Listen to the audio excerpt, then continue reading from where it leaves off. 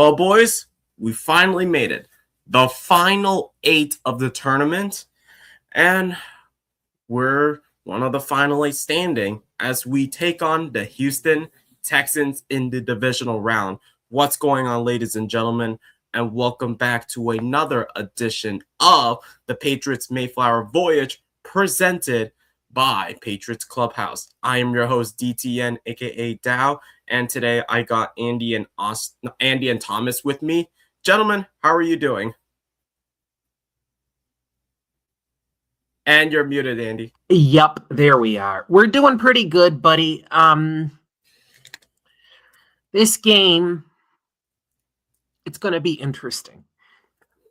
I know we'll talk about this far. I mean, this is probably the best defense in the NFL that we will be going against on Sunday afternoon. On the other hand, I do not buy this talk of, oh, look at CJ Stroud without Nico Collins. He was actually better in that game and a half. Yeah, I don't know. You guys probably heard about Sims and Florio both picking the Texans.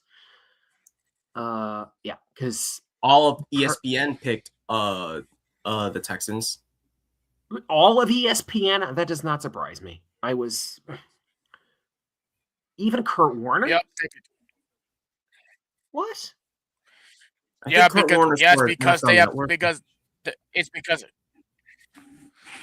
because of their defense, what they say here. It's probably the best defenses that we ever face. Oh, I know. I was surprised, honestly. Half a Good Morning Football picked us. But no, I think when push comes to shove, it's not.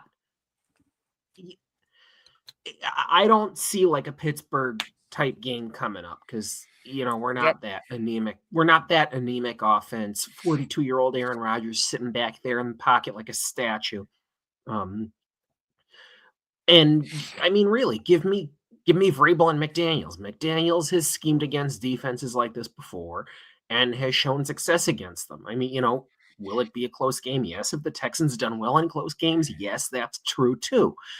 But yeah, it's going to be either way. I think it's going to be a fun one on Sunday afternoon at 3 p.m.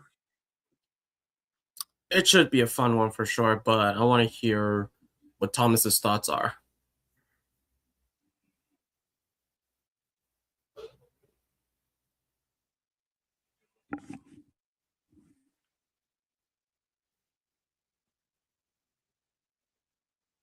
Thomas? Sorry, the fucking thing just buffered.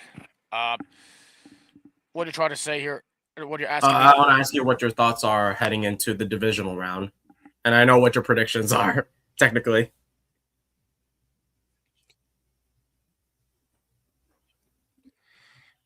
I'm not going to say my prediction until the end, but I'm just going to say this. Not looking forward to this. Not looking forward to this game. Not looking forward to what our like. This is probably, in my opinion, it is probably a way better game in our schedule. Cupcake schedule, which yes, it is a cupcake schedule in 2025. Like this is a way better fucking game than we have here, and the reason I'm not looking forward to this, it's the Texans defense. Okay, like. ESPN has every right to predict the fucking Texans. Even Good Morning Football has the right to pick the Texans because their defense. And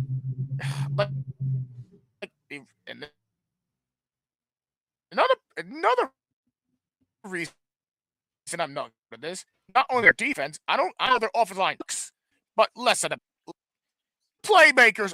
Fucking Noel.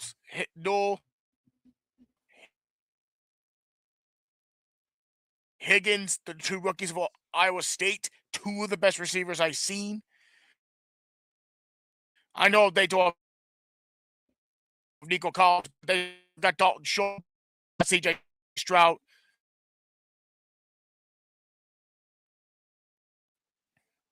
There we go, this stupid thing. As I was trying to say here before this fucking thing had to screw up. They got Noel, they got freaking Higgins, they got Dalton Schultz, they got not CJ Stroud. Like, I don't give a damn about what people say. Without Nico Collins, CJ Stroud's not a good QB. No, stop. Without one receiver doesn't mean anything. They're still a good offense, even though their O-line is completely, like, really below average. They're not like the Chargers offensive line that we're facing. No, this is the Texans we're talking about. The same team we faced last season, and that is when we lost big. But this game, this is serious. This is a divisional playoff. Winner goes to the AFC Championship. And we're going against a tough defense, a tough offense with dynamic playmakers, 2 rookies of Iowa State, and a tight end, Dalton Schultz, who is a former Cowboy in his own right, and CJ Stroud, who is still, in my opinion, probably a way better quarterback in his draft class. So, yeah, not looking forward to this game at all. This is going to be a tough matchup, especially we're going to expect a offensive clinic from Josh McDaniels going up against this defense, because we've seen Josh McDaniels going up against these kind of defenses before, especially led by the one and only Wade Phillips. If you know who I'm referring to, Wade Phillips, known for his disgusting defenses, made Tom Brady's life like hell, especially going up against that Texans defense, the Broncos defense, which unfortunately kicked us out, and hell, the Rams defense with Aaron Donald, Aqib Talib, Littleton, Ebukam, and who else? There's this one player I forgot. It was also the defensive tackle. Oh, Ndamukong Suh. There we go. I don't know. But what I do know is that if Josh McDaniels can scheme up well against these kind of defenses, we should be fine. And it will be easier for Zach Kerr's defense to scheme up against Nick Haley and that offense. But before we get started, ladies and gentlemen, please make sure, if you haven't already, that you smash the thumbs up button and that you are subscribed to this channel. It is the best way to help us support the channel massively. It is the best way to help bring out the YouTube algorithm, spread it to the community, that we're one of the most underrated YouTube channels on all the internet. So please spread the word out that we're here, that we're providing this kind of content to you guys. And in addition, scan this QR code to join the Patriots Clubhouse Discord server. And please make sure that if you're Patriots fan or Bills Mafia or whatever fan you are, please be respectful in the chat. We appreciate all of your support 100%. But let's talk about the injury report. So the biggest news is that Gonzo is out of concussion protocol, while Nico Collins on the other team is out for the divisional round. But I want to ask you this, Andy. Hearing this injury report, how do you feel with not only Gonzo being back, but also Tonga being back? Yeah, I'm really psyched to see Kyrie's Tonga back. We talked a lot about Milton Williams and Christian Barmore on that defensive front for the Pats, but Kyrie's Tonga was key in the early and mid part of the season too. Losing him was maybe not quite Milton Williams, but he is a big body on that defensive line. And like, as Austin calls him, Tonga truck. I think he had that run-in touchdown. What was it, against Cincinnati? No, I forget. Might have been the Jets. Anyway, yeah, having him back is huge. So when you're going against a guy like CJ Stroud, Gonzo, we have talked about how Gonzo his game might have fallen off a bit, but he did have not a pick in the Chargers game, but I think he had was it a tackle? Was it that tackle on that would have been fumble 6 that saved it or something? Help me out here. Pass deflection or maybe a tip. I don't remember exactly. I need to watch that. I know he had some big play in that game. I'm blanking on what it was. But yeah, Gonzo and Tonga, those are two big guys we'll need on the offensive side of the ball tomorrow, because even though I don't think the Houston offense is as good as, like, well, definitely, you got those NFC offenses and the Seahawks and the Rams. But you see, that's the thing, though. This offensive class in the AFC, you've got Buffalo, New England, Houston, and Denver. I don't think any of those receiving core is particularly good. Although, as you were saying, Thomas, those two Iowa State receivers are nothing to be sneezed at, and neither is Dalton Schultz. Texans don't have much of Yes. Right, exactly. The Texans don't have much of a run game, if I'm not mistaken. But All I know is they have fucking Woody Marks, who is from one of my favorite that's colleges, right, USC. Woody I know Marks. they have Yeah. They have And that's Chubb. another, I don't know if he's playing. Yeah, another Nick Chubb key is reason. playing. I think Joe Mixon, he's done. Joe Mixon's done. Mixon, I think, is Yeah, he done. was. But yeah, when you He was have injured both at the beginning Tonga- of the season. when you have both Tonga and Williams on that D line, it's hard to get the right game going. But yeah, their pass game, I think, is going to be, if there is a problem on offense, it's going to be their pass game more than their run game, is my personal opinion. Yeah, the only thing I'm concerned is definitely, obviously we're going to talk about the defense, but obviously when it comes to the offense from the Texans, we know Nick Haley all too well. For some reason, the Texans under under D'Amico Ryans, they're down to their third offensive coordinator. That is no, this is actually their second offensive coordinator, because they started off with Bobby Sloak, and now they shifted over to Nick Haley. And unfortunately, there were no adjustments made when it came to the Texans. Like, they started off slow, but they did get better. But that's only because they were carried by D'Amico Ryan's defense. And by the way, Matt Burke, who is the defensive coordinator for the Texans, he's calling the plays, but Ryan is overseeing that defense. So knowing we're going to talk about this Texas defense, because that's going to be the vocal point throughout the entire game. We need to briefly talk about this Texans offense first, because that Texans offense, they still have a lot of playmakers. Don't get me wrong, and I know, like, they do have the two Iowa State rookies, but they didn't do much. Nico Collins was essential to their team. I think the reason why CJ Stroud looks like buns is because of the absence of Tank Dell.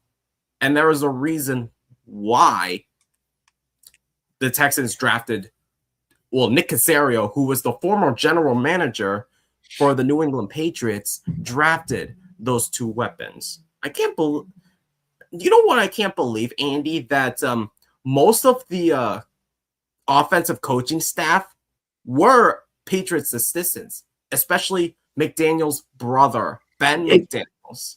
Exactly. Yeah. I heard, it was on Good Morning Football, I think, the other day, like, the entirety of the Texans offensive staff is ex-Patriots. Like, they worked with this team at one point or another. So we knew the talk under Belichick was that, former coaches knew how to beat him, or his proteges knew how to beat him. Whether it was McDaniels, whether it was Vrabel, whether it was Bill O'Brien, Brian Flores, O'Brien. Yeah.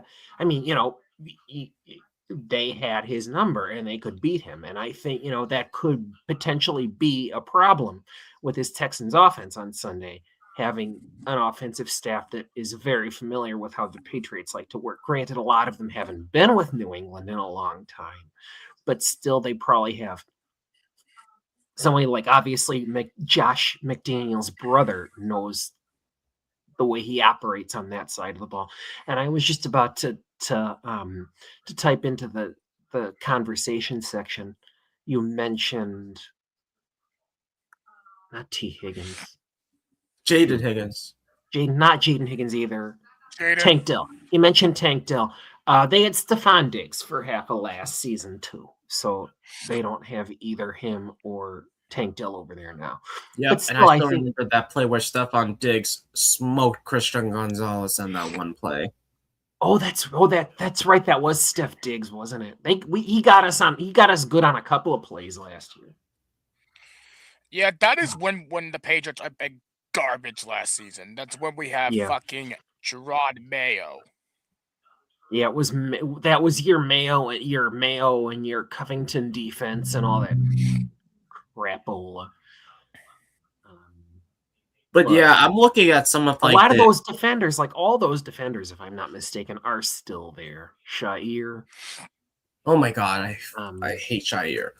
I hated him the moment that he made that stupid illegal hit onto Trevor Lawrence, at which caused a fight, and he was suspended for that reason.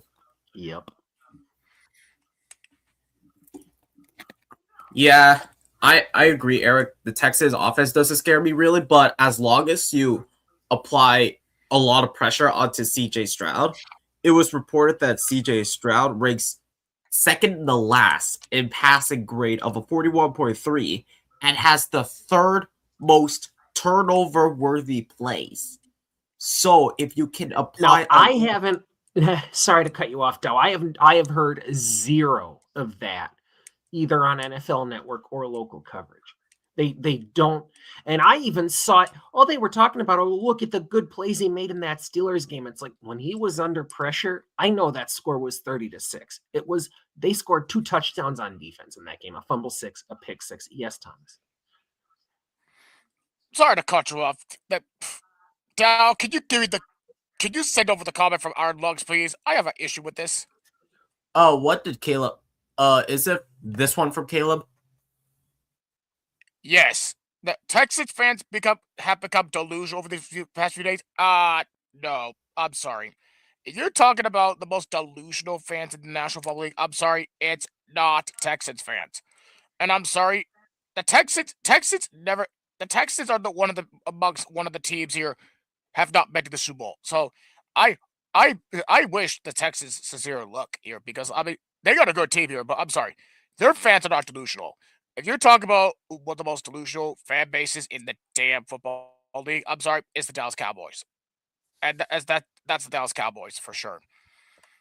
I disagree. I could disagree with you, but in my opinion, it's the Miami Dolphins. But without getting off topic, I understand what Caleb's trying to say because Texas, they try to pump up their chest because of their defense, but they keep on talking about the defense. They constantly talk about the defense, but no one talks about the offense. And by the way, guys, if 6 of you are joining, welcome in. Please make sure that if you haven't already, smash the like button and that you are subscribed to this channel. Unfortunately, we are losing subscribers, and we can't be doing that, guys. Click that subscribe button and click the like button. Thomas, yep. Give them a grade for those who may unsubscribe to this channel. What do they deserve? Let's see here. Maybe this. What am I holding? That's a D. No, they don't get no D. You get an F. Yes, so please subscribe to this channel and click the like button. Otherwise, you get an F. But yeah. Also, if that button is still red here, that means you have not fucking subscribed. So please, for the fucking sake of the channel here, for any football fans out there, if you're a Patriots fan, if you're a freaking Texans fan, if you're a Bills fan, if you're any of the 30 football teams in the damn league, please subscribe to this fucking channel. It will help us more here. Yes, we desperately want you to subscribe to this channel. Even if you're watching the replay, click the damn subscribe button. This is kind of crazy when we're talking about this offense, Thomas. Like, if you're Zach Kerr, how do we apply pressure on the CJ Stroud, knowing that some of the offensive linemen were former Patriots players like Trent Brown, Jake Andrews, who is the starting center for the starting center for the Texans, and then they have the rookie Ariante Ursery. There we go. So how do we apply pressure onto CJ Stroud, Thomas? I mean, I watched that game against the Steelers. So technically, the only side the Steelers could apply pressure on Stroud is the right side of line. So most likely, what the Patriots should do is they need to attack the right side, because I know for a fact the left side of their line has been ridiculous, absolutely ridiculous. Irsay is good as what he is. Howard, yes. Jake Andrews, who used to be with us here. I have not seen more because he has never been at this point, but the right side is going to be where they attack at this point. The left side is just being unguardable. I mean, guardable is what I say here. It's most likely go for the right side if you're on the defensive side of the ball for the Patriots. Yeah, and about Ursery, he was like one of the guys that I wanted in the draft if like Will Campbell's unavailable. But at the same time, building the trenches, especially like what we target when we headed into the draft last offseason, excuse me, getting a left tackle in the first round is more important than just getting a left tackle in the second round, because you don't know what you're going to be getting from like the day 2 or day 3 offensive lineman. Like if you get like an Ozzie Trapilo or Ursery or who else? A Josh Carley, even though he was like a late first rounder. You're not going to get the same production that Will Campbell's having, but you gotta, knowing Milton Williams being back, Tonga being back, I don't know about Harold Landry. I could see more of Elijah Ponder, and that addition that we made during this week. We signed Darrell Taylor from the Texans for the pass rush, and people are saying, the Patriots are finding ways to cheat again. No, we have more intel on that Texans with Stephon Diggs. So I don't know where, Andy, fans are saying that, the Patriots are cheating when we signed Darrell Taylor to the practice squad, but we have more intel on the Texans than just signing Darrell Taylor. Like, we got Stephon Diggs, who used to play for the Texans for a brief moment, man.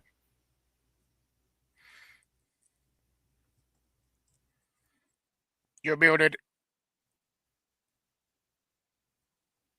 Yeah, Andy, you're muted. Oh, I'm so sorry. That was a question focused at me? I'm sorry. I just got back. What's up? Yeah, so basically, we signed Darrell Taylor to the practice squad, who was with the Texans, but Texas fans are saying that we're cheating, but we have more intel than just Darrell Taylor.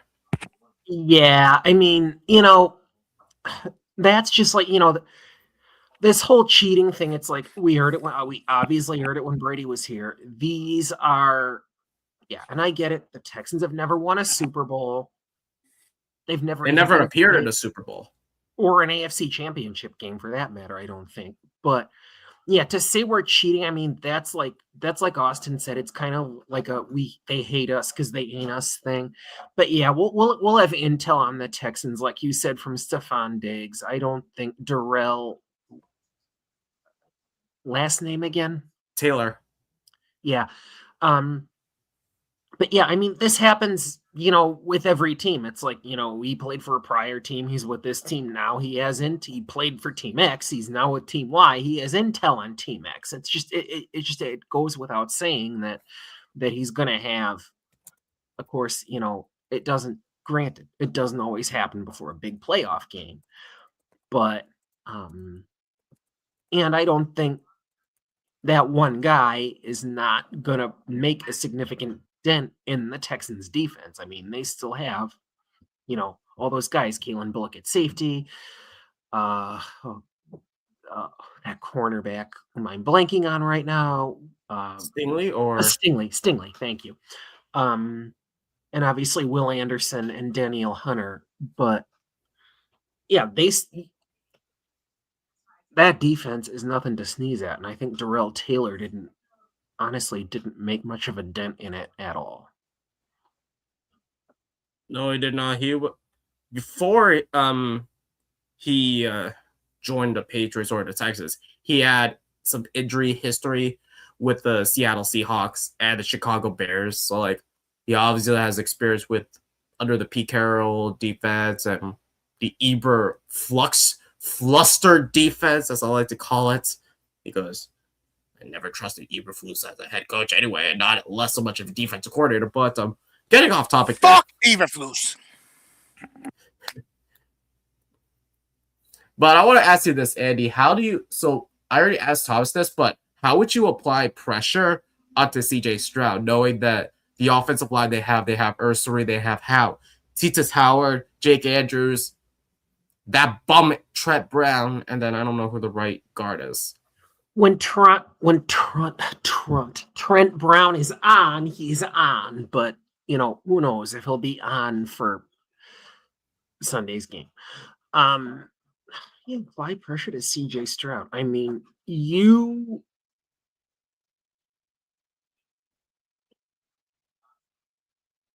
gonna have to use Milton. You're gonna have to use Milton Williams and Kyrie's Tonga. I mean, to stop him from finding an open receiver downfield, because given the way Gonzo has played most of the year, I don't entirely trust him. Like, I know we talked about this on the last stream. The corner we trust now the most is Marcus Jones. Anyway, I digress. The way to get pressure on CJ Stroud is to basically box him in, if that makes any sense, using Kyrie's Tonga and Milton Williams. The same pass rushers who made life hell for quarterbacks for like 8 games this past season. So, I mean, they weren't always very good quarterbacks, but then CJ Stroud, obviously the best quarterback we played all year is Josh Allen. But yeah, I think that's how you pressure him, is up front rather than downfield. Yeah. And knowing CJ Stroud, I'm going to repeat the same stats again, but if you apply pressure on the CJ Stroud, he's ranked second to last in passing grade and has the third most turnover-worthy plays. So that makes it easier for our secondary to pick off CJ Stroud if we get a chance. But there's one problem, though. With CJ Stroud at quarterback, the weapons for the Texans have just 4 drops this entire season, which is the lowest drop rate in the NFL, 1.3%. I'm like, there's a reason why we're going to need excuse my language, shit ton of ball hawkers on those weapons. Like, when you hear those numbers, Thomas, what does it say about how the secondary needs to get its butt together when you go up against these pass catchers? Let me pull the frickin' depth chart again. When we would go against 2 of the rookies, Iowa State Hagans. No, that Christian Kirk, I forgot to mention him, one of the pass catchers. Kirk is no joke. Like, besides Tank Dell, besides freaking Collins, Christian Kirk is nothing to sneeze at. And Dalton Schultz too, and Cade Stover, another player I forgot to mention, that the former guy from Ohio State. Like, those pass catchers, yeah. When the secondary had to go against those motherfuckers, I'm starting to excuse my language. You got to go aggressive against them. You got to go. without more content, without any pass interference penalties. I'm sorry, but you need to. They need to go on. They need to go on force on those pass catchers, especially against Higgins and Noel, who, in my opinion, probably the toughest terrible twosome in the fucking playoffs, in my opinion. Yeah, you see them against the freaking Steelers. They're no joke. You saw them at the regular season. They're no jokes at all. I don't care what people say that they did not get involved more. I'm sorry. When CJ Stroud passes the ball to those two receivers, yeah, good. Yeah, you need a prayer. Like at this rate, when you go against the pass catchers for the Texans, if you're the Patriots secondary, and I mean this in the serious way possible here, and I'm looking at Christian Gonzalez, and I'm looking at Marcus Jones, and I'm looking at what's his name? What's his name? Alex Austin, he's back. Talking about Alex Austin, Carlton Davis. Oh, that's right, Carlton Davis. You got to be aggressive against those receivers. Yes, I know that, but still. Yeah, but still, they got to be aggressive against the Texans pass catchers. They're no slouches. And like you said, the whole season, 4 drops. That is something the Texans never done at all. Less than like 10 drops the whole season. That is the purpose here, that the Texans offense and their pass catchers do not slouch. They got to be aggressive when it comes to go against those pass catchers. And that's the reason I'm afraid of those guys and the defense at the same time. Also, Andy mentioned Dalton Schultz at tight end. Did you mention him, Thomas? I mentioned Dalton Schultz, yes. Okay, because you also mentioned Cade Stover. I'm like, I haven't heard that name in a while. Ever since he got drafted back in 2024, But to prevent that from happening, Stover's on the field. Yeah, he's this fucking brute. Yep. I think they also have Harrison Bryant. I could be wrong. Who's that other tight end who was with Browns and then Raiders and then brief stint with the Eagles and then now with the Texans. But if you want to have good coverage, you would also need a good pass rush, especially going up against Ariante Ursary, who has allowed the third most sacks, which is 8 sacks, most QB hits, 11 QB hits, and 5th most pressures, 46 pressures.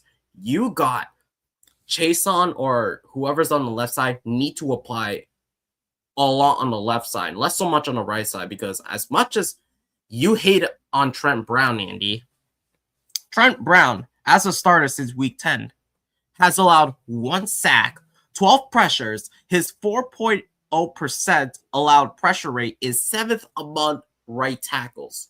So when you think about this, you may want to apply pressure on the Ursary because Ursary is the rookie. Trent Brown as a right tackle, he looks good. The problem with Trent Brown is that I hate him as a left tackle, but as a right tackle, he's dominant, especially when it was with San Francisco, Las Vegas, hell, with Cincinnati. Yeah, that was the problem with he who shall not be named wanting to use Trent Brown at left tackle. Anyway, yeah, he's played quite well at right tackle. By the way, Harrison Bryant was that tight end who's fumbling for. But yeah, it's like people are talking about like the Texans defense is going to have to zero in on the left side of our offensive line, given the weaknesses from last week. We will have to, yeah, I think Ursary is going to be a guy that Williams and Tonga will have to target on Sunday. In addition, like Campbell and Wilson. In addition, with that busted pick from that name I shall not shall, Jake Andrews, the former center for the who was supposed to take over for David Andrews, unfortunately suffered with injuries, and that was why he was released, because he was a liability. He has only allowed 1 sack and 14 pressures. His 2.2% allowed pressure rate is 5th among centers. I'm like, since when have I heard of this guy? Like, no one has talked about him like in a long time. Like, Andy, I can't believe it. Like, we've never heard this name in like forever. Jake Andrews. Jake Andrews, yeah, that's a guy who you didn't hear about his name in a positive way much when he was with the Patriots. Again, misutilization on the offensive line, which we got all too used to for 5 years, didn't we? I did hear a caller, today, like completely bashing Will Campbell, by the way, but let's not go down that rat hole too much.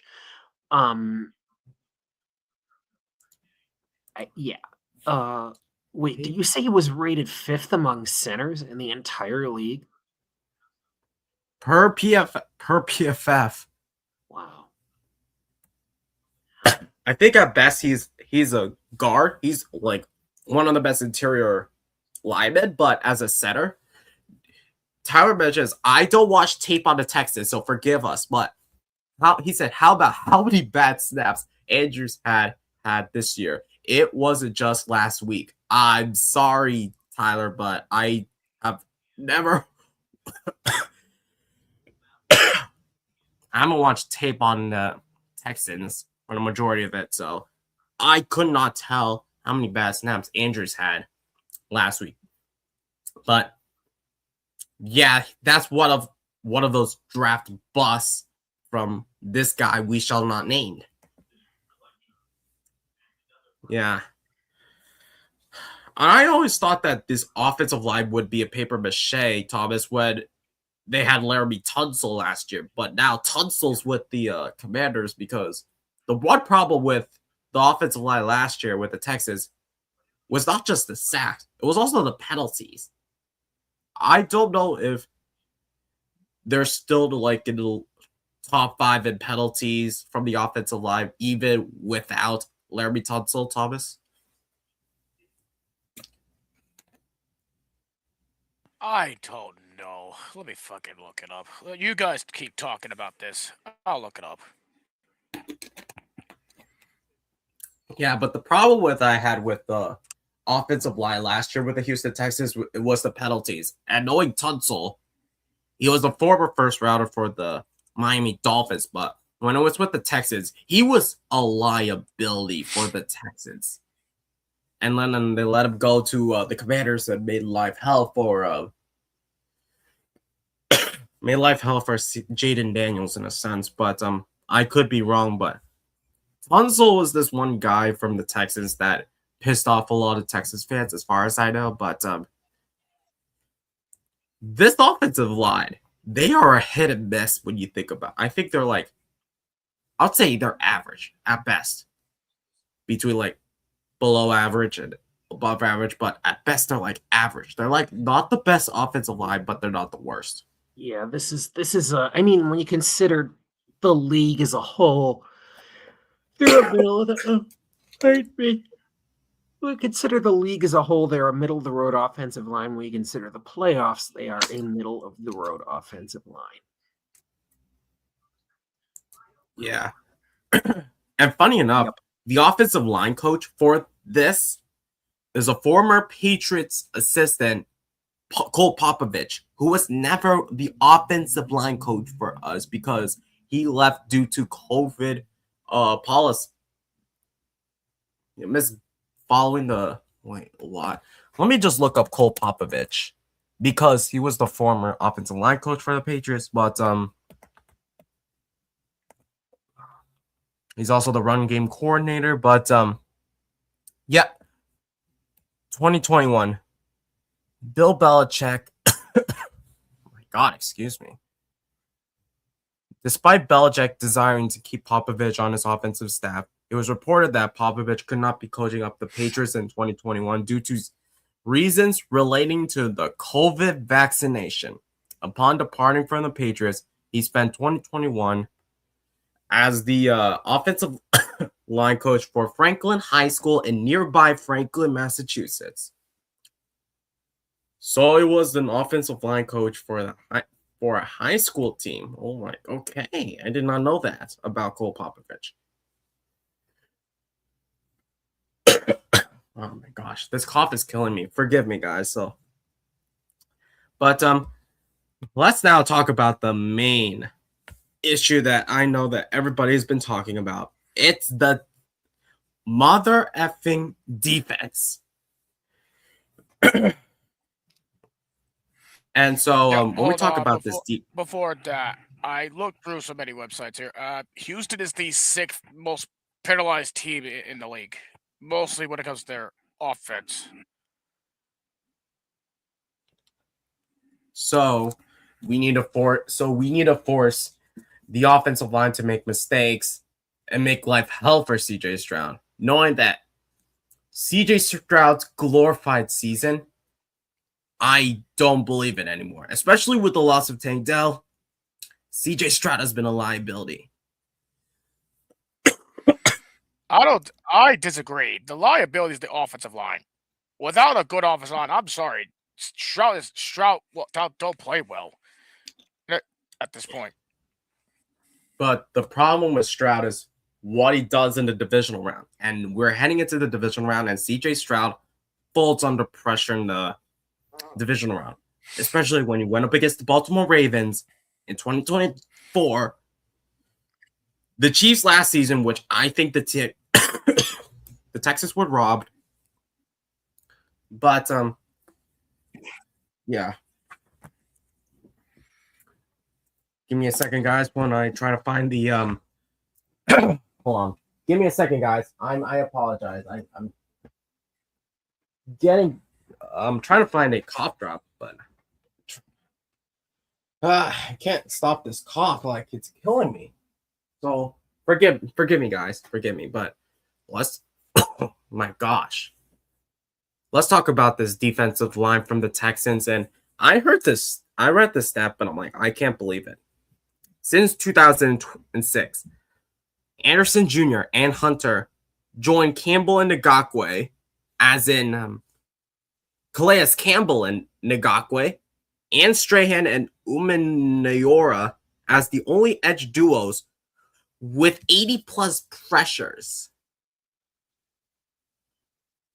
So, like, when Nick Caserio made that trade in 2023 to get Will Anderson Jr., I'm like, holy hell, how did they manage to do that? And what's even crazier is that when they went into free agency the season after, Caserio got Danielle Hunter from the Minnesota Vikings. I'm like, yeah, what? Why couldn't Caserio do it with the Patriots, Andy? Like, we could have, like, been our general manager for the Patriots, and instead it was the guy we shall not name. Yeah, I don't know. Wait, Nick Caserio. Yeah, Nick Caserio.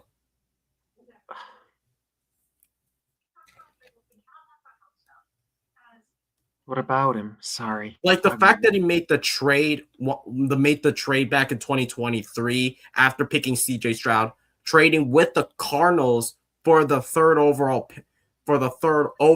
pick to get Will Anderson Jr. in the draft, and then the season after went into free agency and got Danielle Hunter from the Minnesota Vikings.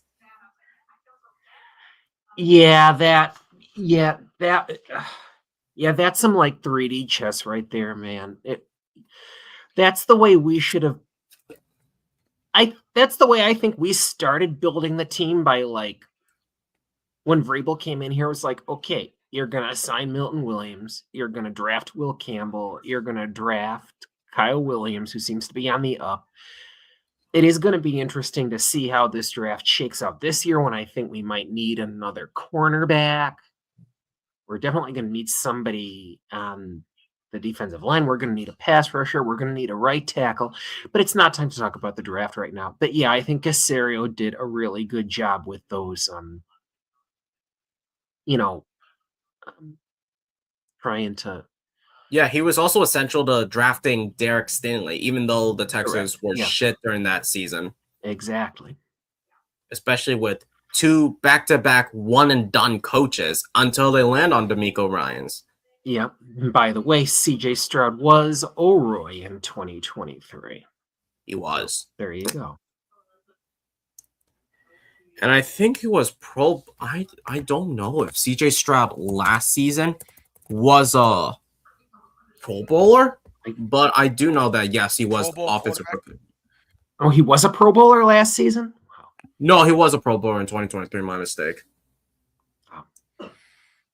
But yeah, I think for some reason that damn, I thought he I thought he was, because he had a stellar year at that point. Yeah, but for some reason, well, yes, he did. Well, he did well in his rookie season, but only he played for like 15 games. But then the season afterwards, he didn't look too good, as he had 20 touchdowns and 12 interceptions, sacked 52 times, lost 4 fumbles, and then this season, the number reduced by more than a half with 23 sacks.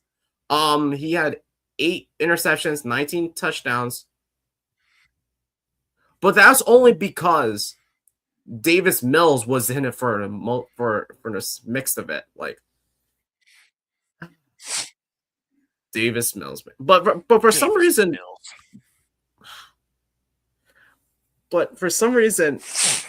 he didn't do good in the postseason. Like he did make the Pro Bowl after 23. Okay, so I don't get why CJ Stroud got Bobby Slowick fired, but for some reason, I think Bobby Slowick did not improve as an offensive coordinator. But let's not talk about the offense. I think we're done talking about the offense. Let's talk about the defense. Like, I want to ask you this, Thomas. How can Campbell and Moses do their decent jobs against Anderson Jr. and Hunter, knowing that Anderson Jr. and Campbell have history with each other between LSU and Alabama back in I think it was 2022 when Campbell was a freshman? Repeat that question. So how can Campbell combat against how can the tackles combat against these pass rushers, especially with Campbell going up against Anderson Jr., their college rivals when they used to be in LSU and Alabama? Oh boy, yeah, that's a tough egg to fry at this point. That's a tough question to answer. The pass rushers, like Anderson's not the only one he needs to worry about. Like, I mean, he's on the right side, and most likely the left side he's to worry about. Danielle Hunter is the one he needs to watch out for. A dangerous D end. Tommy Tungai, I'm pretty sure his last name is correct. Yeah, those two you better watch out for here. The fucking linebackers, though, another one here. Henry Tutu, I cannot pronounce his last name. Yeah, I'm not gonna even bother pronouncing it. Too impossible for me to pronounce. It's 202. I think it's 2020, but I'm not. Yeah, To'o. Yeah, To'o. I'm like, I'm not gonna bother pronouncing that. But the one, and then Sheldon Rankin. Oh, that's right. They have Kamari Lassiter at corner too. Wonderful. But if we're talking about defensive line, I think the defensive line is going to be Will Anderson Jr., obviously, Danielle Hunter, obviously. I mean, yeah. And then they have Tommy Togiai, and then Sheldon Rankins. Tonga. Oh, look at this. There's a former Patriot who's in the fucking Texans defense. Oh, him. And you never know who it is. Miles mother effing Bryant. That doesn't help our case. But Nope. yeah,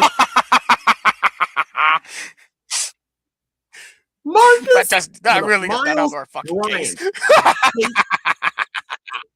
He was, before Vidarian Lowe, the most hated Patriot we all know.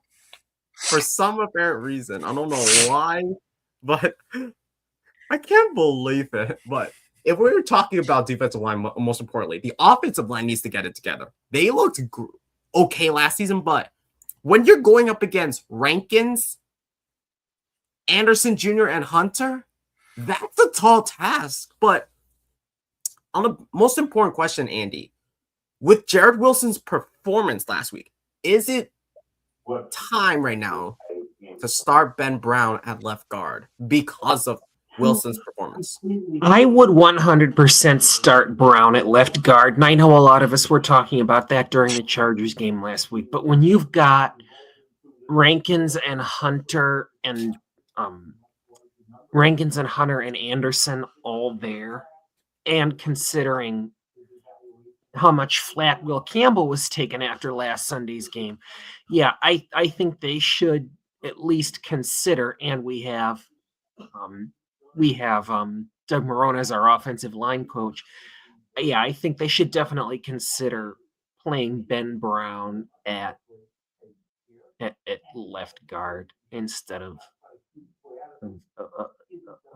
Jared Wilson. Although the problem is you don't want to pull Jared Wilson because as a kid, you don't be a morale breaker like somebody we won't name right now was. But yeah, I think Ben Brown might not be a bad move to start in that position. Yeah. So what Tyler said is that the Texans use a lot of 4-5 defense, and Brian is heavily involved in their coverage. So if Drake Maye targets a lot of Miles Bryant, that will be the funniest shit ever. Because I think the 4 is going to be the defensive line, the 2 being the linebackers, and then 5 being the secondary. And then because I think the 5 is going to consist of Stingley, Bryant, and then you said Lassiter. Okay, that's his name. And then there's Petrie and Bullock. Oh my god, Petrie and Bullock. I cannot stand these two at safety. Especially, I still remember when Bullock picked off Maye last year. Freaking Bullock at safety.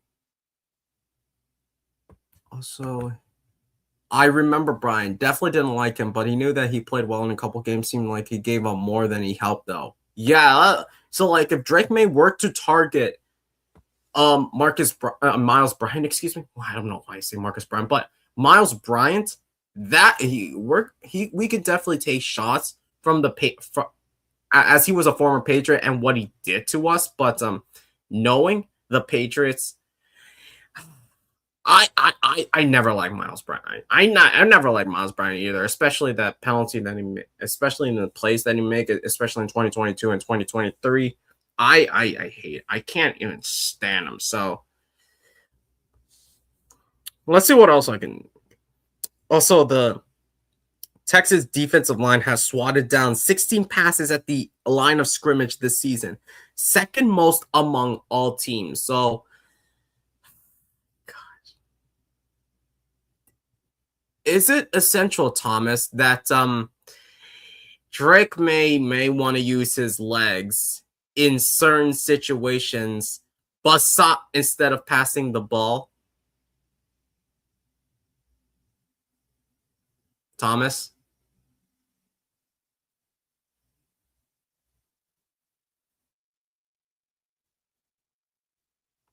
Yoo-hoo, Thomas!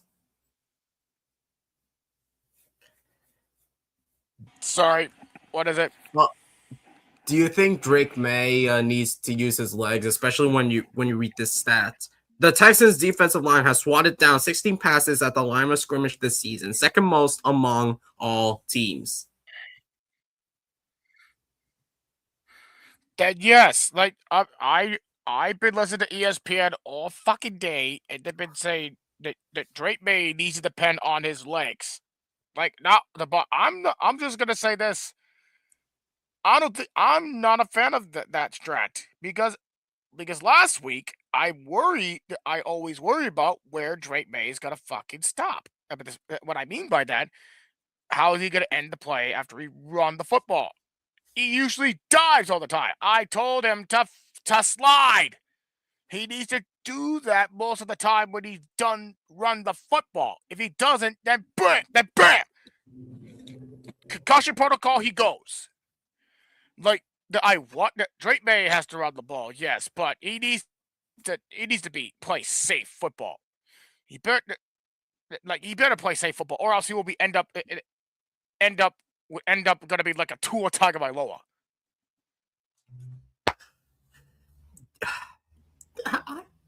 Yeah, especially when you're going up against Al-Shaair, you better slide. But even if he slides, he's gonna get concussed anyway. Because know how to what word should I describe Al-Shaair? Impulsive? He's one of the most aggressive, reckless. There we go, reckless linebacker ever. There is a reason why he got suspended without pay after that hit on Lawrence, and I will not be surprised if I'm gonna see some fights in that game. Andy, do you think that there might be potential of fights between the Patriots and Texans? Yeah, I definitely do. Because, I mean, this is one of those defenses. I'm not going to say they'll play dirty, but they'll definitely play chippy. And Vrabel, as we know, is a piece of work. He might just, if there's like some chippy move against an offensive player, I mean, on the Patriots, of course, that player, might jump right in, either that, or, it would not surprise me at all if there is at least a sideline brawl in that game. I mean, it's just, I remember what we saw at the end of the Super Bowl with the Seahawks. It's, I don't think it's going to be, to that extent, but yeah, I could definitely see at least one tiff between a defender and a pass catcher. I could see one of our offensive linemen getting ejected if he were to have an altercation with Al-Shaair, because knowing Al-Shaair, I'm gonna. Let me look up. When did Al-Shaair get ejected from games besides that Jaguars play? Okay, so obviously he got ejected after for a late flagrant hit onto head and neck area on sliding Jaguars quarterback Trevor Lawrence. I think that he also got fined. Not just ejected. Fined. I think he also hit onto Caleb Williams too, if I'm not mistaken. Yes, he was punching with Roshan Johnson with the Bears. He had a hit with Tony Pollard. He was suspended 3 games without pay against Trevor Lawrence. Post suspension, he got fined again for hitting a defenseless player, potentially Chargers in late. I think it was against the Chargers. And then also unnecessary roughness, use of helmet against the Chargers. So knowing Al-Shaair, he's one of the most dangerous players to go up against. Not in a good way, in a bad way. And when I list off all of these all these incidents, Andy, how crucial is it for Drake May to not get concussed and potentially not to get himself injured, especially when you go up against this dangerous man? Yeah, I think May's a durable guy. I've been saying that since we drafted him, but it is crucial tomorrow that he does not get himself injured. Like, I was reading about Al-Shaair right now, and it says, quote, he's known as a hard-hitting linebacker, frequently penalized for his aggressive style, even when no flag was thrown. So this is a guy who just, throws hits. It seems like he throws hits regardless. So May is going to have his wits about him when playing against these Texans linebackers, because they are I said chippy. Maybe this transcends chippy to outright aggressive. Because, it's like, okay, May. Yeah, so May is going to have his wits about him at all times for 60 minutes. No, DPF. I do not want him back. I do not want him back for one game. No, I do not want him. No.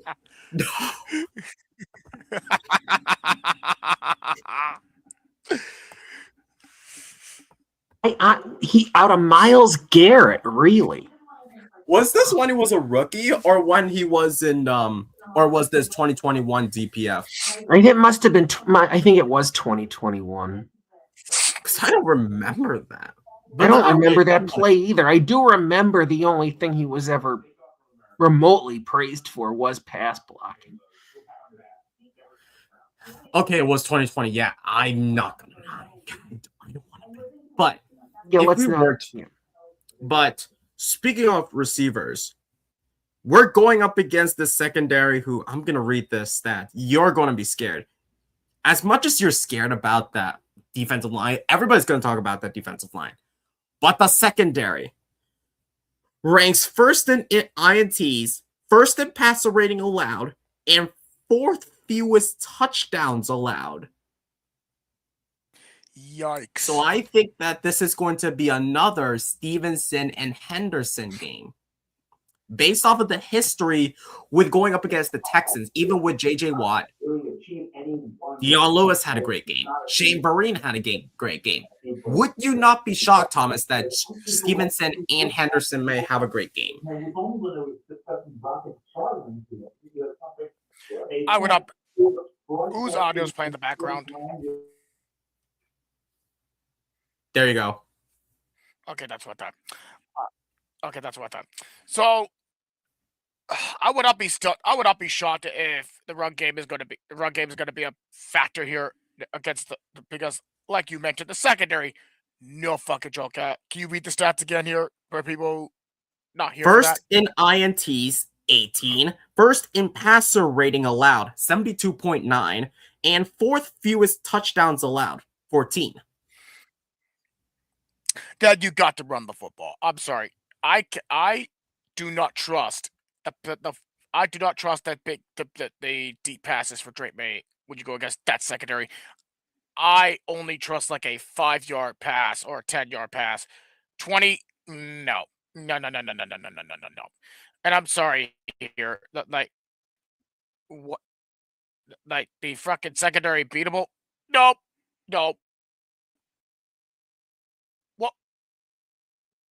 What the statue be right? They're like the Texans secondary is unbeatable when you read those stats.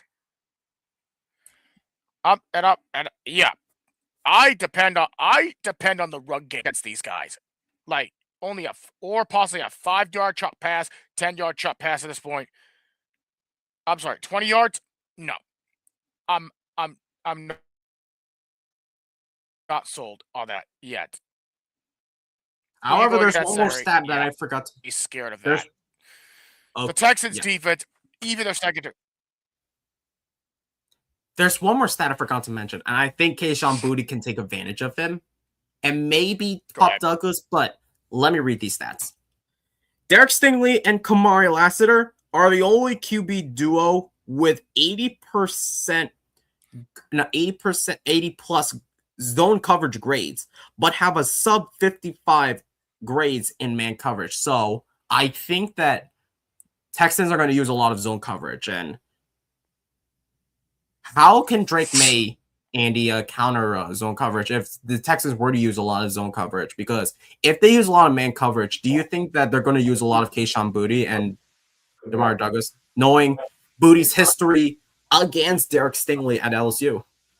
Yeah, and in fact, like there was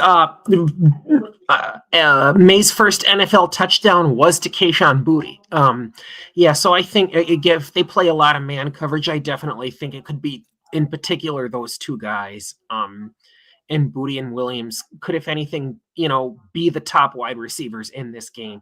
If you wanna go against zone, I think your number one guy is probably going to be Steph Diggs, and maybe plug in Efton Chisholm for a goal line play here or there, the way I've done a few times throughout the season.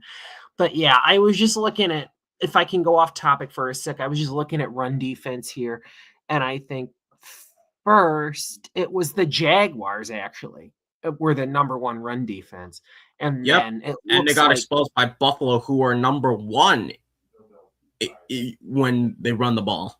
exactly, and then Denver, Seattle, and then Houston. So Houston's number 4, even in terms of run D. So yeah, it's not. This is no pushover, but yeah, when you're talking about passing touchdowns, the Texans have allowed 19. No, they've allowed 20. Interesting.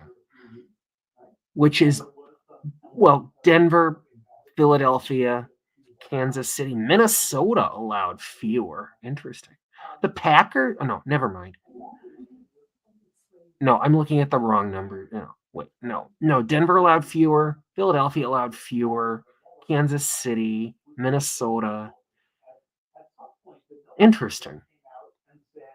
Interesting question, DPF. Buffalo. Yeah, that is an interesting question. What But is? yeah, I think I definitely do. Your booty question. Yes, I do. I would like to see that against man. I can also see Travion Henderson getting another passing touchdown, because the question is, what is Houston ranked against pass catching running backs?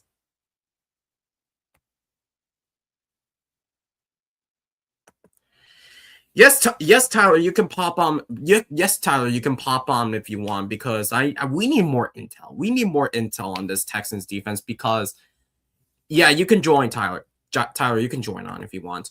But yeah, knowing this Texans defense, it's going to be hit or miss. Like, yes, they're the most physical talented, but history with the Texans in the divisional round, we smoked them. Because based off of coaching, the Texans, they had JJ Watt. Everybody know that JJ Watt was essential to that Texans defense. But the reason was Wade Phillips had better coaching with this Houston defense. Matt Burke is not. Matt Burke, who is the defensive coordinator for the Texans, he is, even though Ryans is overseeing the defense, Matt Burke's defensive schemes. He's an aggressive attacking front with pressure generating by 4 rushers, allowing for robust coverage with multiple defenders, built on a foundation of fundamental soundness, physical play, and relentless pursuit, swarm, excelling on early downs to set up on third down situations. Emphasize defenses and adaptability. But Tyler is on, so let's see what his intel on this defense is. Hey everybody, how you doing? Fine, how are you? I'm doing great, guys. I'm gonna pull some stuff up real quick. But the main thing with their defense is a lot of deep shots are actually what you can beat them with. So Taylor Kyles had a really good video on Stingley throughout the season, getting beat numerous times by guys shaking off and heading deep. So I think this could be like a Kyle Williams, Kayshon Boutte type approach. So if you don't mind, real quick, Dow, can you pull up the Texans game log for me real quick? Because there was something interesting I saw prior to the closeout of the Colts and Texans game to end the year. Texans game log? Yep. It's gonna be like their schedule, and then you should be able to see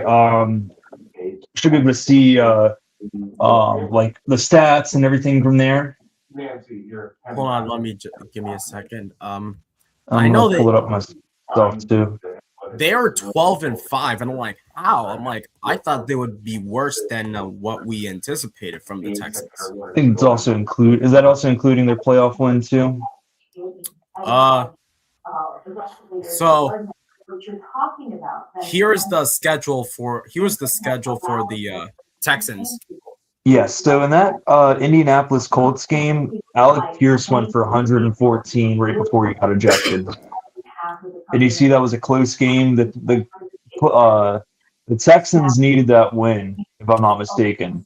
Like they needed that win to be in, I believe. Yeah. Yes, that's correct. So they played a majority of their guys up until the fourth quarter, and then they just decided, let's go ahead and start resting a couple of guys. But in that game, Alec Pierce went for 114 yards. I'm pulling it up myself too, just so I have everything. Going here to schedule. So you're talking about the first or the second game, Tyler? This last game. The last game. Last they needed game that to win it in. Yeah. Here's the game information from that Indianapolis Colts defense. And that was also against none other than Riley Leonard. Yep. That wasn't Phillip Rivers that was not Phillip Rivers or Daniel Jones or anybody there. Why is it not giving me? Wow, it's just going to the Colts. That's why. 38-30. So in that game.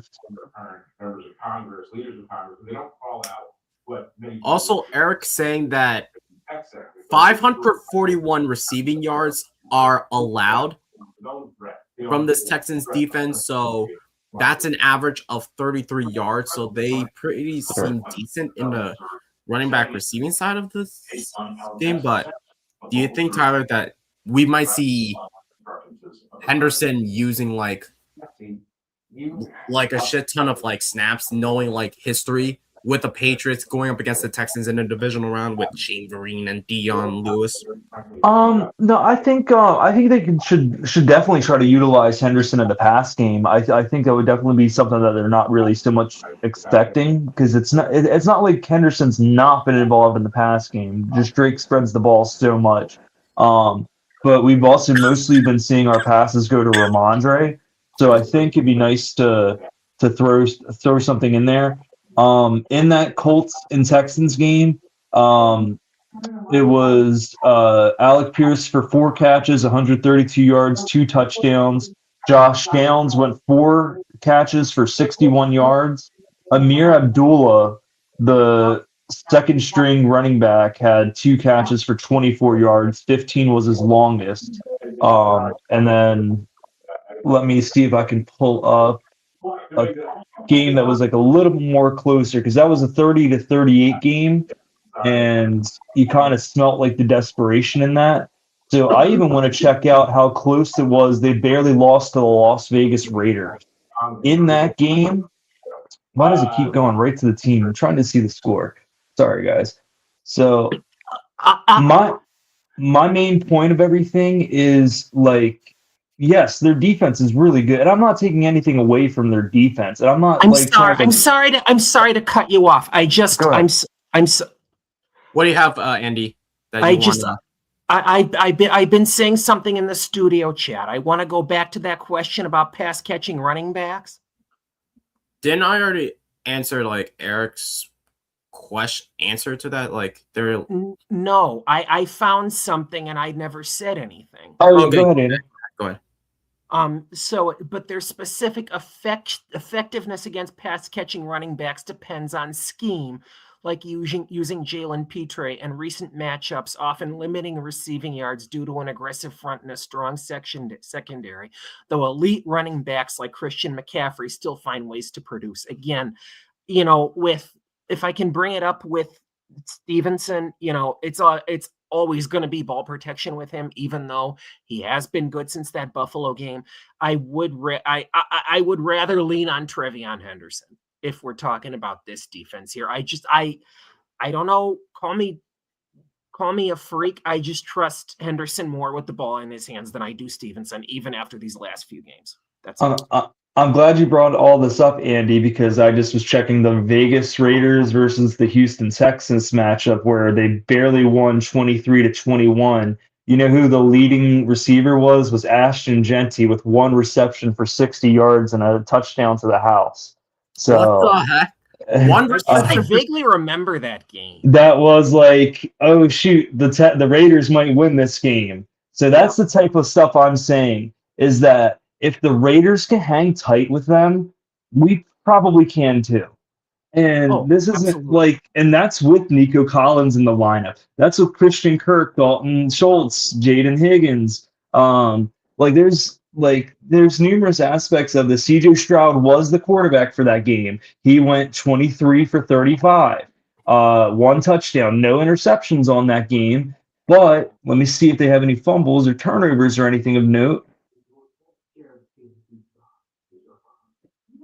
I don't see anything there in that regard, so I don't see any turnover differential in the game, except for anything Geno Smith probably did, because you know how that goes with him. So, Yep. so I'm just saying, look, are they going to be the toughest defense we face all year? Absolutely, but Yep. but what I'm ultimately getting at is there's a lot of these games that they're holding too close to. When you're looking at their game logs, look at all the scores. Like the most high scoring games that we see out of them, it's usually like even this Jacksonville Jaguars game was 36 for 29. Baltimore, they were 44-10, and that was when they didn't have Lamar in the lineup, and we were really starting to that didn't question count. Baltimore. But I a want lot of to these take a look at Denver. games are way too close for comfort, and I think we're not them. They beat Buffalo, but you know what happened the week prior to that Buffalo game? That's when they faced us, and they faced the Bengals prior. They kind of were taking the foot off the gas on that game, in my opinion. So then, they faced Kansas City. Was Kansas City all that good this year? No. Look, No. you know what I'm saying? They lost to Denver. Look closely with the top receiver. It was R.J. Harvey, 4 receptions, 48 yards, and touchdown. That's a running. That's a good point there too. You know what I mean? It's not impossible. And let me even see what Courtland Sutton did in that game too. I don't know if he recorded it. Courtland Sutton in the Denver. 30-yard pass from Bo Nix, Will Lutz kick, and that went 7-6. They went back in the lead. Yeah, I'm just saying, guys. It's just reviewing everything they face because I just see things big picture.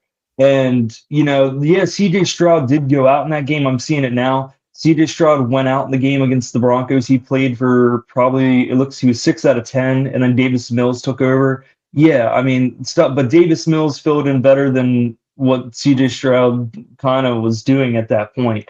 In terms of receiving, you said it. RJ Harvey was 5 for 51. Courtland Sutton had 1 for 30, but it was a touchdown. Troy Franklin 4 for 27.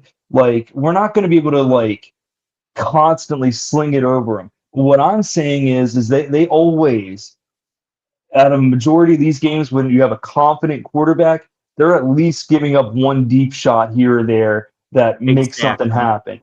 So if we can keep it close, one last, it's not going to be a fair assessment because of what I just said with the Bills, the Bills having just faced the Bengals, then us, and they were super high scoring games to come in and then face the Texans. I do want to check out that Bills matchup just to see Josh Allen, what he did against them, because there's comparisons with Drake May to Allen. He went for 253 yards. He did throw 2 interceptions. I remember that game. I watched that game. The run game came in clutch with James Cook having 116 total yards and a touchdown. But how else did they score in that game? There had to have been a defensive touchdown, and that was by it says there's a touchdown here from the defense, but it doesn't say who. Let me take a look. Unless I'm tripping. It says team defense is 1, but miscellaneous touchdown, and that was from the defense, but it doesn't say who. I But don't think it says from the defense. I only see Jaden Higgins and Christian Kirk getting the 2 touchdowns, but other than that, the rest of the points were from Fairburn. yeah, you're right. It might have just been field goals from there. Okay, I don't know why it shows. Tyler, do you have this right now? Yeah. Well, I have just the regular game log, not the score by score. No, I know. If you want to go back to the schedule for a sec. Yeah. I got the schedule. Oh, you've got the schedule. All right, thanks, Dal. So yeah, if you look, like they were saying today how tough the Texans' schedule was, and it's like, yeah, they went 12-5, but if you look at those losses, they're against 4 of their 5 losses were against playoff teams. Mm-hmm. Like, yeah, and you could even argue Tampa Bay was at that point too before Tampa Bay fell off. Exactly, and then Tampa Bay fell off. So people are always making a fuss about our schedule. Then again, they beat the Buffalo Bills in the San Francisco. Against playoff teams, against playoff teams, they have wins against the Niners, Jags, Bills, and Chargers. And they do have that win against the Chiefs. I mean, I think they were pretty much out of it by early December. That was the last game. That was the game that he tore his ACL, or Mahomes. Yes. That is, he tore his ACL, and that was like you have to do something in this game or you guys are completely out. And there was like a slim margin of a chance they could make the playoffs, but like they have to win like the rest of their games at that point. And that game was like they're done. Like, one, they lost Mahomes, and 2, like, hey, you're already out of the playoffs. You know. But still, I mean, the Broncos, even against a Mahomes-less Chiefs team, they nearly lost. And it's like, people fuss about our schedule. It's like, we beat the Bills in that first game. We beat the Bucks when they were still considered a playoff team. And we beat the Ravens, who only landed out of the playoffs due to a missed kick. So Justin Herbert, when he played him, 236 yards, a touchdown, and interception. And then in terms of leading receivers was Quentin Johnson at 98. Aronde Gadsden had 32 and a touchdown. And then Amarian Hampton. What about the running backs for the Chargers? It was Amarian Hampton at 29 yards and 1 touchdown. Only 29. Yeah, but he only had 14 attempts. And then Justin Herbert ran for 37 yards. 28 was his longest. But also keep in mind, I think Harbaugh's kind of a moron personally, but like I do too. I hate him. That's interesting. Harbaugh did nothing with ever since his time with the 49ers with Colin Kaepernick. I'm not going to go there, but about the Texans, yes, their schedule might be difficult, but about that Bills game, DPF mentioned something that I did not know about. Allen held the ball when it was time for him to leave the pocket. He went backwards. Yep, I remember that. Drake usually steps up in the pocket, not back. Correct. Yeah. But here's the thing. When we went up against this defense last year, we had the shittiest coaching staff. This year, we have a better supporting cast and a coaching staff. So it could be different. And usually, based off of the history with the Texans in the divisional round, they fold. You can say all you want about penalties, but they fold against the Baltimore Ravens and against the Kansas City Chiefs. And a history with the Patriots in the divisional round, we smoked the Texans. Yeah, we're like, what's our record against the Chargers and the Texans now combined in the playoffs is like 7-0. And I remember that last playoff game we faced the Texans. It was right before Super Bowl 51, and it took us a while to get there. Like, we were struggling in that game for a bit, and if I remember correctly, it was the defense. Oh, against Brock Osweiler. Against Brock Osweiler, yeah.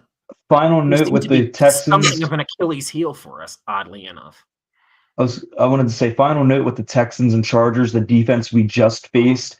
Stroud went 244 for 2 touchdowns and 2 interceptions, and that was against the Chargers defense. So imagine how the Chargers defense played and how we played kind of eerily similar to how the Chargers have played all year. And we go against them. You know what I mean? We kind of matched, in my opinion, at least out of that Chargers game, we matched a lot of like what their defense was doing. We played their style of football. We just did it better. And it was a slow burn kind of game, but like we just made sure we took the most out of the opportunities that were given to us. And yeah, it wasn't the prettiest football, and it's probably not going to be the prettiest football come Sunday. But I said something earlier in the chat was this feels like it's going to be a game where we take advantage of bad football. Rather, if that's Jake Andrews, who's had numerous bad snaps throughout the season. I read it was 12 bad snaps that were initially recovered by the team, but the 4 of those did come from this last game against the Steelers. So if we can be loud as possible and disrupt their communication, they're not going to be able to make audibles and adjustments while they're playing against us. There's going to be a hard communication between the quarterback and the center. There's numerous possibilities that our defense can help us win this game, as well as theirs could help them win it for them. And that's what nobody was saying this afternoon. It's like it was all about the Texans defense. There was no like, okay, like what if the Patriots have the lead and Houston's driving, Stroud's got the ball? You're like, what if it's not like, oh, Milton Williams has a game-saving sack again? Marcus Jones has a pick 6. Who's to say? Again, I'm not discrediting the Texans defense, but to not even mention the possibility that something like that could happen is just stupid. Because, we've got players as good as their defense is, top 3, arguably. We've got guys on the defensive side of the ball who can make game-saving plays. They have. And even though it wasn't really a game-saving play, we saw it last week. Could we see it again? Heck yeah.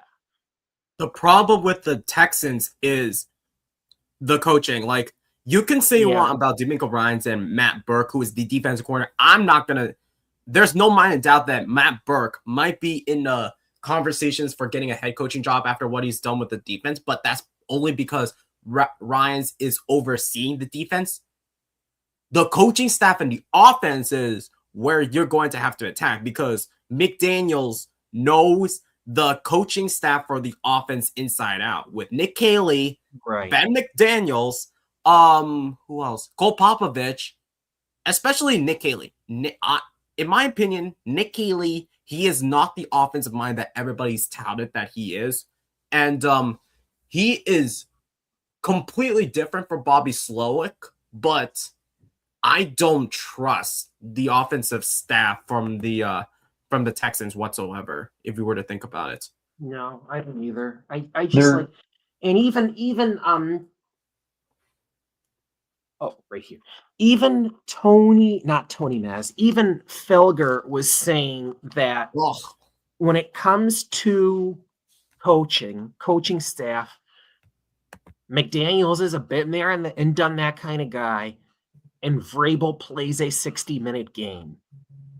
There are instances, and we basically just mentioned this in passing, where Ryans will let up on the gas a little bit, and you can't do that in a playoff game. There are moments when the Texans will falter in a divisional round, and they're 0-2 in the divisional round under D'Amico Ryans. Right, 0-2 in the divisional. You are correct.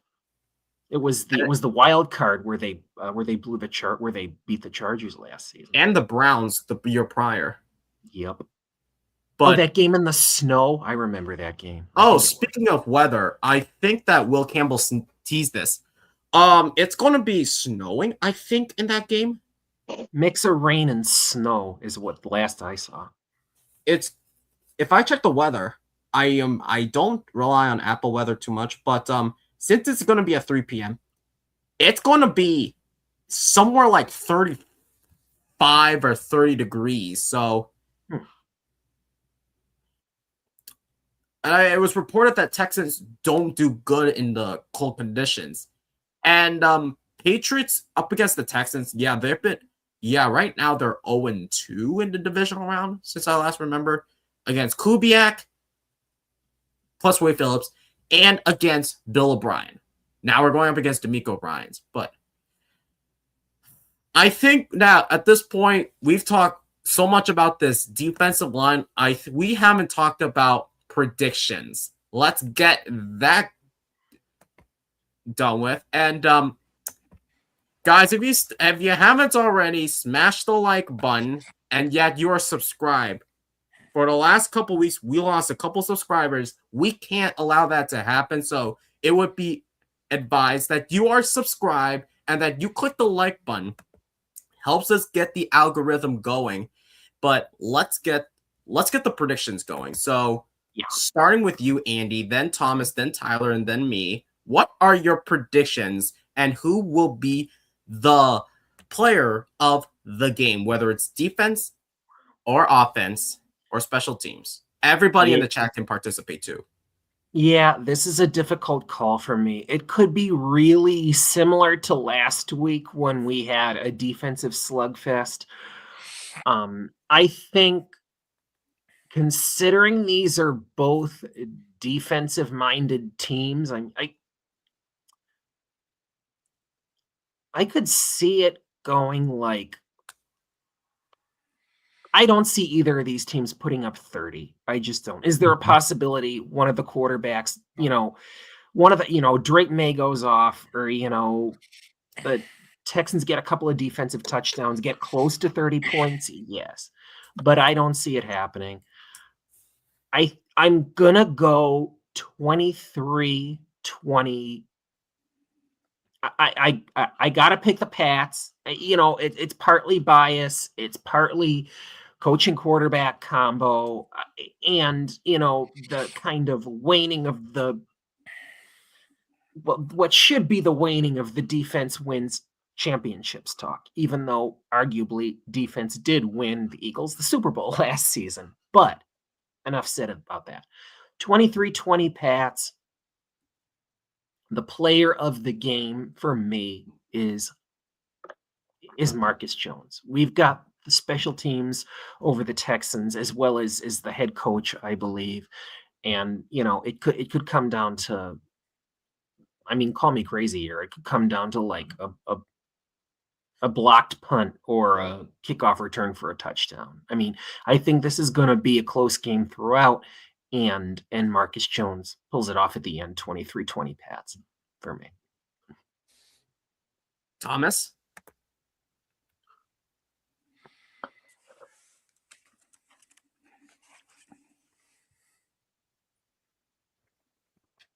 I can't. My pick is the Texans over the Patriots. Final score, though? Yep, I'm picking the Texans. I'm sorry. As much I want to go with the Patriots here, I got to go with the aspects here. Who has the better defensive matchup? The Texans. Who has the better secondary in this matchup? The Texans.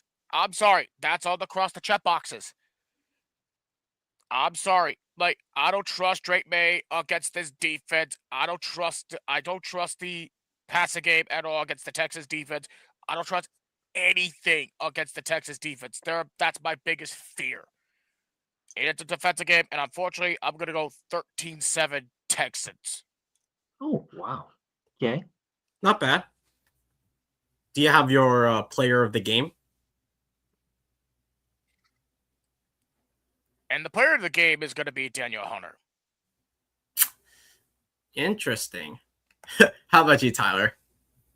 Unlike our fellow co-host Thomas, I'm gonna have the actual F of faith, and I think similar score to Andy. I think our defense can absolutely take advantage of mistakes done by. I didn't even realize my hat was on backwards. Our defense, the New England Patriots' defense here, can take absolute advantage of the Texans' offense and the mismatches and struggles that they constantly have. I just think we can get in Stroud's head. I think we can take it it's not going to be this offensive juggernaut that we're used to seeing. My thing is, I think our offense will be able to put up points. I think McDaniels, out of all offensive coordinators in this league, he's seen every defense you could possibly have. And this defense isn't anything new. It's exactly what the 49ers run. They just run it better currently than the 49ers.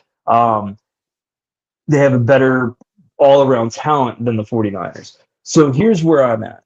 I think this game is going to probably come down to the wire. It's going to probably be one of those like approaching 20-point games for both teams. I can see Drake May probably having an interception, maybe even two. But I think we might be able to put up the same thing for Stroud and have him have a couple interceptions himself.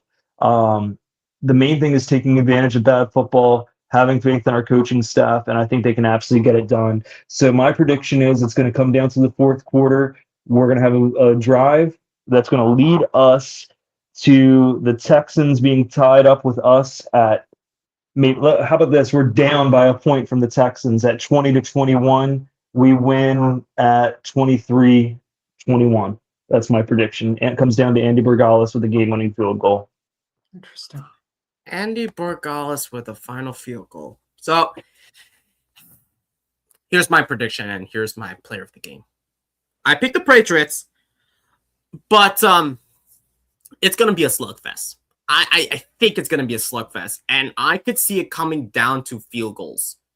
It's going to come down to field goals. I don't know how many field goals, but I know that we were incapable of scoring in the red zone. For some reason, we were 0 for 3 in the red zone last week. Is that going to be the case this upcoming week? We shall see going up against this defense. Probably not, but probably will. But I could see a lot of deep balls from Drake May. I will not be shocked if Drake May throws another pick. That it's bound to happen. He's going to throw another pick. Like, it's against this defense. So I could see Patriots. I think that's going to be more scoring within the second half. I think it's going to start off really slow in the first half. No surprise. People better not be complaining and crying like, oh, they will. They will. But if I were to say my final score in the I'm going to go 16-13 Patriots. And the player of the game will be Andres Borgalis. Like, it's going to be a field goal fiesta. Like, we all know it. Like, it was like that last week until the Henry touchdown. So, I think it's going to come down to Andy Borgalis saving us again. He's going to be the next Vinatieri or next Gostkowski. I'm not going to go that far, but I want to say probably better than Nick Folk. I could say that much. But that's going to be it for today's episode of the Patriots MayeFlower Voyage. I'm not going to jinx it, but this could potentially be the end of the series if we don't win. But at the end of the day, if we win, we still survive. The journey to the Super Bowl is not far ahead. So if we win, we're in the Final Four. But for now, let's focus on the Texans at home. Ty Law is confirmed to be the keeper of the light in that game. So that's going to be interesting. But guys, if you're heading out, please make sure that you leave a like on this stream or this video and that you are subscribed to this channel. It's the best way to help us support this channel. It's the best way to get to the YouTube algorithm and to bring out a larger community full of Patriots fans, football fans. And as always, ladies and gentlemen, Austin should be back because he texted to me that he had an IRL emergency, but he should be back with a 4. If we survive, if we go up against the Bills next week, I'm going to come up with something completely different. It's going to be a debate, less so much of a preview show, but if it's up against the Broncos, we will go back to the same old preview show. And as always, one last thing. I'm sorry. Patriots fans, we're all we got. We're all we need. Keep the faith in this coaching staff. Keep the faith. It's going to be a slug, but you got to get that vibes that Diggs gives out every single week. It ain't done until that final whistle is done. So keep the faith throughout the whole game. Don't be like Thomas. Don't be a naysayer. You can do this. We can make it happen. Go Pats. I'm out. I hope you're right, Tyler. I mean, All right, you know, All right, Tyler. this I hope everyone defense. else I is mean, too. this put is that camera- a fucking gauntlet of a put that defense. I camera- mean, Oh gosh, here we go. And as always, ladies and It gentlemen, Want the continues. camera on me? Thomas is going. honestly, you know, I'm not kidding. Go ahead. Nobody listened to Tyler at this point here. At this point, I'm sorry. I want to have faith in the Patriots. I'm sorry. Nope. I'm sorry here. You need to face facts here, Tyler. You can have faith in the Patriots against the Texans. I'm sorry. And for making a fucking fluid prediction on a game like this, I deserve an S. All right. Okay. Hold on. There's a F. There's an A. Here's an I. Here's a T. Shit, this is gonna be hard. Here's H. Keep the faith. Don't let them sway you, y'all. Go Pats. what? Okay, so This is my wife's Cody makeup double stuff. I don't. confirmed. Part 2 Unless of she's sweating. Tyler versus Thomas. Get ready for that this upcoming Tuesday. And as always, ladies and gentlemen, Let's go, Go. Pats. Go be Pats. safe.